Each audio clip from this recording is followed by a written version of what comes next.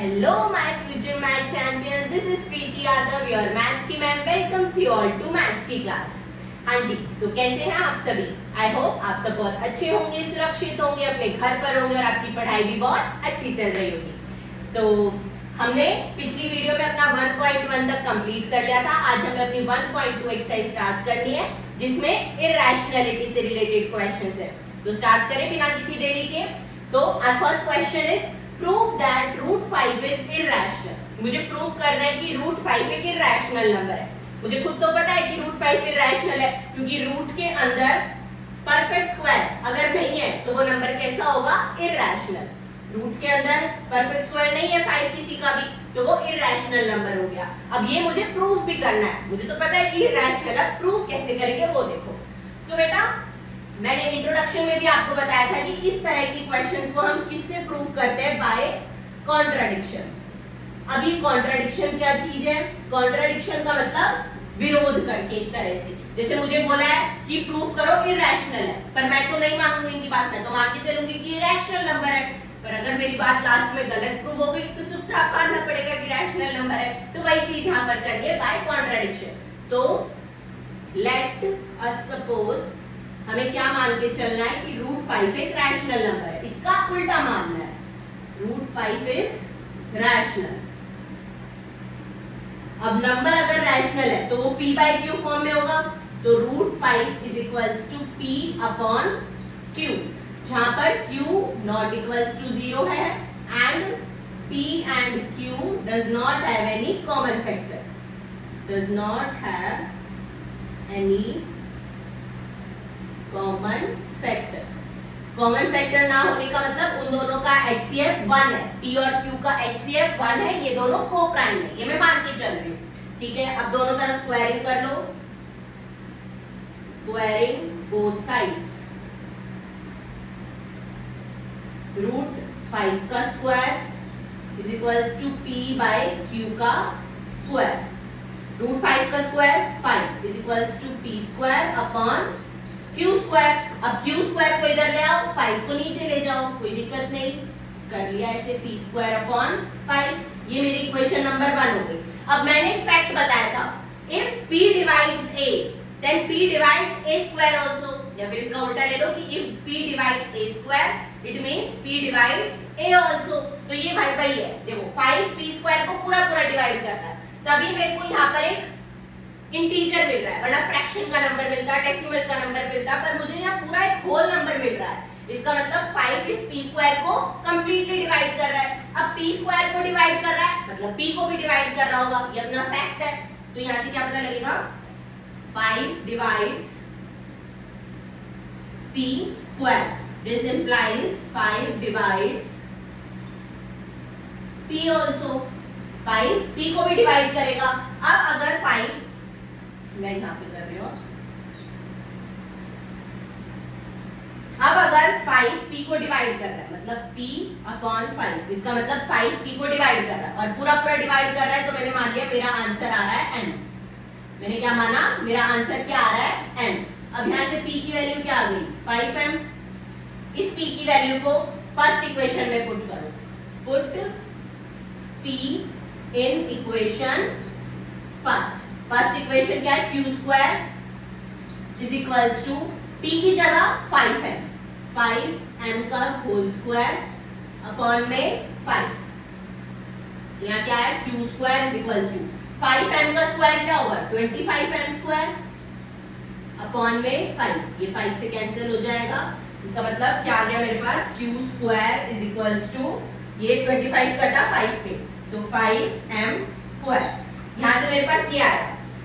अब इस q को मैं इस 5 को मैं इधर नीचे ले आऊं q के, तो q square upon 5 is equals to m square. अब यहां से क्या पता लग रहा है कि ये जो 5 है ये q को पूरा डिवाइड कर रहा है, तभी तो मेरा आंसर एक इंटीजर आ रहा है, होल नंबर आ रहा है। अदरवाइज मेरा आंसर कैसा आता? डेसिमल में आता, फ्रैक्शन में आता, पूरा डिवाइड नहीं कर रहा होता। तो अब पूरा डिवाइड हो रहा है, इसीलिए मेरा ये आंसर m स्क्वायर एक इंटीजर आ रहा है। इसका मतलब 5 divides q square, 5 divides q square. अब q स्क्वायर को डिवाइड कर रहा है तो मेरा फैक्ट था if p divides a square, then p divides a also. तो भाई ये वही वाला यूज होगा, 5 divides q also. This implies 5 divides q also. अब q से पूरा डिवाइड कर रहा है 5, मतलब जो 5 है वो q को पूरा डिवाइड कर रहा है. तो मैंने अपना आंसर मान लिया, क्या आ रहा है n. ये मैंने अपना आंसर मान लिया. यहाँ से q की क्या वैल्यू आई 5n, p की वैल्यू यहाँ से मैंने निकाली थी 5n, ये p की वैल्यू 5m, ये q की वैल्यू 5n. दोनों अपनी इस इक्वेशन में पुट कर दो इधर. तो √5 is equals to p upon q, ये मैंने लेट करा था. अब √5 इज इक्वल्स टू p क्या आया मेरा 5m और q क्या आया मेरा 5n. अब देखो यहाँ पर ये 5 कॉमन आ तो गया, पर मैंने क्या माना था, इन दोनों का does not have any common factor, इनका कोई कॉमन फैक्टर नहीं है, ये को प्राइम नंबर्स है. पर यहाँ पे तो मुझे 5 कॉमन फैक्टर मिल गया. मतलब जो बात मैंने लेट करी थी वो बात गलत हो गई, माफी मांगती हूँ मैं, और चुपचाप ये बात एक्सेप्ट कर लेती हूँ कि 5 एक इरैशनल नंबर, क्योंकि जो मैंने मान के चला इसका उल्टा वो तो गलत प्रूफ हो रहा है. मतलब यही बात सही है जो ये लोग बोल रहे हैं, ठीक है. So our assumption is wrong. So our assumption, मतलब जो चीज हमने लेट करी थी is wrong, क्योंकि because 5 is a common factor of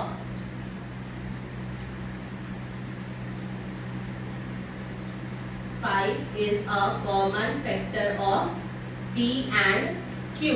हमारी जो हमने बात लेट करी थी कि इनका कोई भी कॉमन फैक्टर नहीं है, वो बात यहाँ गलत प्रूव हो गई, क्योंकि मुझे एक और कॉमन फैक्टर मिल गया जो कि 5 है. This implies √5 is irrational. इसीलिए हमने इनकी बात को मान लिया कि √5 एक इरैशनल नंबर है. ठीक है. किसी को कोई भी डाउट है इस क्वेश्चन में तो वीडियो को दोबारा रिवाइंड करके देखना, इजी है, अपने आप समझ आ जाएगा. ये स्टेप तो तुम्हें याद करने पड़ेंगे. ये जिसने बनाए थे वो बना के चला गया, ये हमें एज इट इज याद करने, ये मैंने खुद से नहीं बनाया, ये तुम्हें एज इट इज करने पड़ेंगे. मैंने भी एज इट इज समझे और करे. ठीक है. ये इसके बाद सबसे पहले ये है, फिर ये है, फिर ये है, देन ये. ठीक है. चलो बढ़ते हैं अब अपने नेक्स्ट क्वेश्चन. हाँ जी बच्चों, तो now let's move to our next question, question number 2, which is prove that 3 + 2 √5 is an irrational number. ये एक इरैशनल नंबर है, मुझे इसको प्रूव करना है. तो इसको भी कैसे प्रूव करेंगे? By contradiction. अब ये इरैशनल बोल रहा है, मैं लेट करूंगी कि ये रैशनल नंबर है. Let us suppose 3 + 2 √5 is rational number. ठीक है. इसको मैंने क्या लेट करा कि एक रैशनल नंबर है. अब रैशनल नंबर है तो p अपॉन q फॉर्म में होगा, तो लिख दो इसको 3 + 2 √5 is equals to p upon q. ठीक है. अब ये 3 यहाँ प्लस हो रहा है, इक्वल टू के उधर ले जाऊं तो क्या होगा? माइनस का, तो p अपॉन q -3. अब देखो रैशनल नंबर माइनस रैशनल, 3 भी तो एक रैशनल नंबर है, और p/q, अगर कोई भी नंबर p/q फॉर्म में वो भी रैशनल है, तो रैशनल माइनस रैशनल, आंसर क्या आता है मेरा? Rational minus rational. आंसर क्या आएगा? रैशनल नंबर ही आएगा. ठीक है. तो अभी तक मुझे क्या पता लगा कि ये मेरा एक वो रैशनल नंबर है. अब ये √5 को इधर रहने दो, 2 यहाँ मल्टीप्लाई हो रहा है, इधर आकर डिवाइड हो जाएगा, तो 1/2 p/q -3. अब 1/2 भी तो एक रैशनल है, p अपॉन q फॉर्म में 1/2, तो ये भी एक रैशनल है. मैं ये मान प्रूव कर चुकी हूँ कि ये पूरा रैशनल है, और रैशनल से ही मल्टीप्लाई हो रहा है. रैशनल मल्टीप्लाई रैशनल, क्या मिलेगा? रैशनल नंबर मिलेगा. तो यहाँ से मुझे क्या पता लगा कि ये पूरा जो नंबर है ये एक रैशनल है ना, यही पता लगा. और यहाँ से क्या पता लग रहा है कि √5 एक इरैशनल नंबर है. ये तो हम पहले भी पढ़ के आए हैं कि √5 is an irrational number, question number 1 में भी प्रूव करा है. अब क्या कभी रैशनल और इरैशनल इक्वल हो सकते हैं? नेवर, कभी नहीं इक्वल हो सकते. इसीलिए जो बात मैंने मानी थी वो बात मेरी गलत प्रूव हो गई. लास्ट में आके क्या कॉन्ट्रडिक्शन ही तो आ रहा है, because irrational and rational can never be equal. इसीलिए मेरी जो बात थी वो गलत प्रूव हो गई. इसीलिए मुझे इसको क्या अब एक्सेप्ट करना पड़ेगा कि एक रैशनल नंबर है, वो सॉरी इरैशनल नंबर है. ठीक है. तो यहाँ से हम क्या लिखेंगे? √5 इज एन इरैशनल नंबर. अब मान लो अगर क्वेश्चन बड़े नंबर में आता है, मान लो 5 मार्क्स का आता है, तो तुम्हें रूट 5 को इरेशनल प्रूव भी करके दिखाना पड़ेगा। अगर 2-3 नंबर में आ जाता है तो तुम नहीं करोगे तो भी चल जाएगा, ठीक है ना। तो जो अगर ज्यादा मार्क्स वेटेज ज्यादा है क्वेश्चन की, 5-6 मार्क्स का क्वेश्चन है, तो जो मैंने क्वेश्चन नंबर 1 में रूट 5 का प्रूव करा है पूरा इरेशनैलिटी का, वो करके दिखाना है यहां से, ठीक है। अभी तो मैं लिख रही हूं we know that root 5 is an irrational, we know that root 5 is an irrational and p 1 by 2 p by q minus 3 is rational। मुझे पता है ये बात, क्योंकि यहाँ पे रैशनल माइनस रैशनल रैशनल आया, और रैशनल को रैशनल से मल्टीप्लाई करेंगे रैशनल आएगा, इसीलिए इरेशनल और rational can never be equal to irrational. इससे यही तो पता लग रहा है कि इरेशनल और रैशनल कभी इक्वल नहीं होते, ये तो मुझे पता है। इक्वल कैसे होंगे, दोनों अलग अलग है अपनी फील्ड में, इसीलिए this hence our assumption is wrong। इसीलिए जो बात मैंने लेट करी थी कि 3 + 2 रूट 5 एक रैशनल नंबर है, वो बात गलत प्रूव हो गई।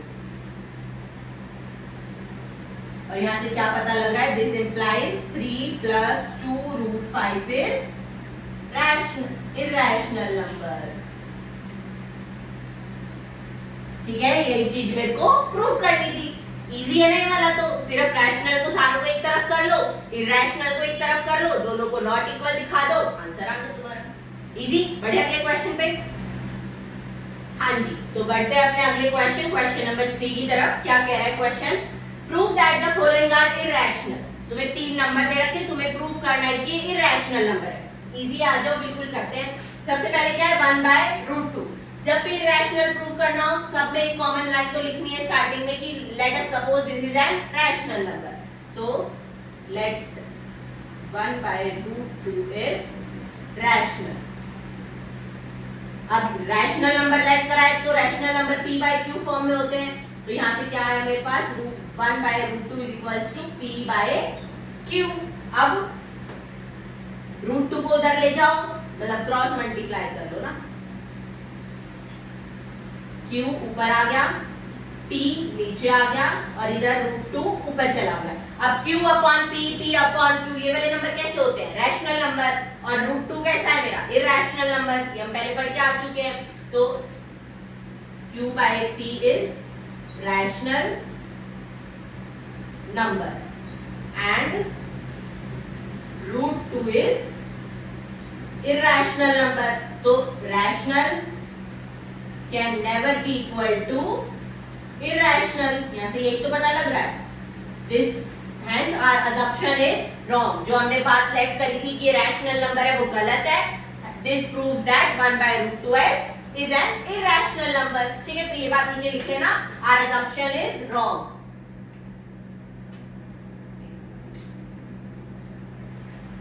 our assumption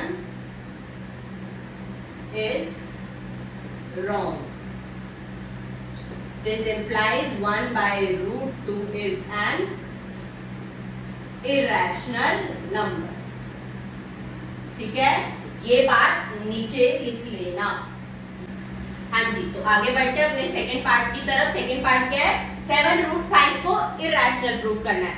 तो वही सबसे पहले कॉन्ट्राडिक्शन से करेंगे, इसको क्या लेट कर लेंगे हम लोग, rational number. Let 7√5 is a rational number. अब रैशनल है तो ऑब्वियस सी बात है p/q फॉर्म में होगा। 7√5 is equals to p upon q।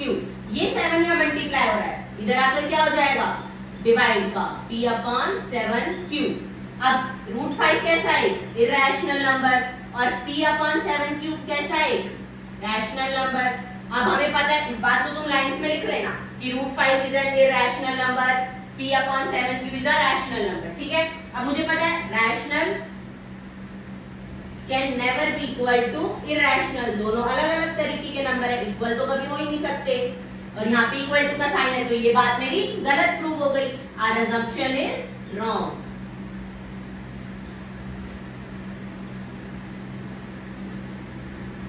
This implies 7√5 is irrational number, ठीक है। इजी हो गया प्रूव करना। अगले पार्ट, हाँ जी, और next part number 3, 6 plus root 2, इसको इरेशनल प्रूव करना है। तो सबसे पहले वही जो सेम अब तक करते आए हैं, let 6 plus root 2 is rational number. इसको क्या लेट कर लिया, रैशनल। अब 6 प्लस रूट 2 रैशनल है, तो ऑब्वियस सी बात है p अपॉन q के इक्वल होगा। अब ये 6 यहाँ प्लस हो रहा है, इक्वल टू के उधर जाकर माइनस का हो जाएगा। Root 2 is equals to p upon q minus 6। अब देखो p अपॉन q कैसा है, एक रैशनल, माइनस 6 कैसा है, एक रैशनल। रैशनल माइनस रैशनल कैसा आएगा, रैशनल नंबर आएगा। और रूट 2 कैसा है, irrational number. Root 2 is irrational and p upon q minus 6 is rational number। पता चल गया ना रैशनल कैसे है, क्योंकि p upon q रैशनल है, 6 एक रैशनल है। रैशनल में से रैशनल माइनस करोगी तो कैसा आएगा, रैशनल नंबर आएगा। तो वही बात है। अब इरैशनल और रैशनल कभी भी इक्वल नहीं होते, दोनों नंबर अलग अलग तरीके के। तो rational can never be equal to irrational. इससे जो बात मैंने लेट करी थी कि 6 प्लस रूट 2 एक इरैशनल नंबर है, ये बात मेरी गलत प्रूव हो गई। This implies our assumption is wrong. Our assumption is wrong. तो जो इन्होंने बोला है 6 प्लस रूट 2 इरैशनल है, वो बात इनकी सही हो जाएगी। Hence 6 plus root 2 is irrational number. Easy, तीनों पार्ट एकदम इजी थे। अब ये इतने इजी क्यों है, देखो इनमें बीच में ऑपरेशंस लग रहे हैं। 1 एक रैशनल है, 2 इरैशनल है, बीच में डिवाइड का साइन है, डिवाइड हो रहे हैं रैशनल इरैशनल। 7 एक रैशनल है, रूट 5 एक इरैशनल है, दोनों मल्टीप्लाई हो रहे हैं। 6 एक रैशनल है, रूट 2 एक इरैशनल है, दोनों प्लस हो रहे हैं। तो जब भी रैशनल और इरैशनल के बीच में कोई भी ऑपरेशन लगाओ, प्लस माइनस मल्टीप्लाई डिवाइड का, तो उनको इसी तरीके से करना है। एक तरफ सारे रैशनल कर लो, एक तरफ सारे इरैशनल कर लो, उनको अनइक्वल प्रूव कर दो कि rational and irrational can never be equal. जिससे तुम्हारा एक कॉन्ट्रडिक्शन गलत प्रूव हो जाएगा, मतलब जो तुमने बात लेट करी है वो गलत प्रूव हो जाएगी। ठीक है, तो ये वाले इजी है। रैशनल एक तरफ सारे, इरैशनल सारे एक तरफ, दोनों को अनइक्वल शो कर दो, तुम्हारा प्रूव हो जाएगा। पर अगर सिंगल सिंगल नंबर है, जैसे रूट 2, रूट 5, रूट 7, तो उनको पूरा p and q does not have any common factor उस तरीके से करके दिखाना है, जैसा क्वेश्चन नंबर 1 में करा। ठीक है, समझ आया सभी को, इजी था। तो इसी के साथ हमारी 1.2 और चैप्टर नंबर 1 यहीं पे खत्म होता है, समाप्त होता है। तो वीडियो अगर अच्छी लगी हो, समझ में आई हो, तो वीडियो को लाइक कर देना, वीडियो को शेयर कर देना अपने दोस्तों के साथ और चैनल को सब्सक्राइब कर देना। और हाँ, अगर तुम्हें इस चैप्टर के इंपॉर्टेंट क्वेश्चन चाहिए या सभी चैप्टर्स के बारी बारी, जैसे जैसे हम चैप्टर खत्म करते जाएंगे इंपॉर्टेंट क्वेश्चन पता चल जाए तो कितने मजे की बात है। तो इंपॉर्टेंट क्वेश्चन अगर चाहिए तो इंस्टाग्राम पे अपनी मैम को फॉलो कर लेना, लिंक तुम्हें इंस्टाग्राम का डिस्क्रिप्शन में मिल जाएगा, वरना मैथ्स की मैम के नाम से भी तुम लोग सर्च करके फॉलो कर लेना। मैम रील डालते इंपॉर्टेंट क्वेश्चन की, एनसीईआरटी और एग्जाम्पलर मिक्स क्वेश्चंस होते हैं, या फिर जो एग्जाम ओरिएंटेड क्वेश्चन होते हैं, जो प्रीवियस ईयर होते हैं, उस तरह के क्वेश्चंस तुम्हें वहां पर मिलेंगे। ठीक है, तो उन क्वेश्चंस की भी प्रैक्टिस कर लेना। और अगर उन क्वेश्चन में या इस वीडियो में कहीं भी कोई डाउट होता है तो कमेंट सेक्शन में बता देना, आई विल डेफिनेटली रिप्लाई। और इंस्टाग्राम पे तो तुम डायरेक्ट मैसेज भी कर सकते हो मेरे को, मैं वहीं पे तुम्हें बता दूंगी। ठीक है, तो मिलते हैं बहुत जल्द नेक्स्ट वीडियो के साथ। चैप्टर 2 स्टार्ट करेंगे, तब तक के लिए goodbye, take care, Radhe Radhe, bye bye.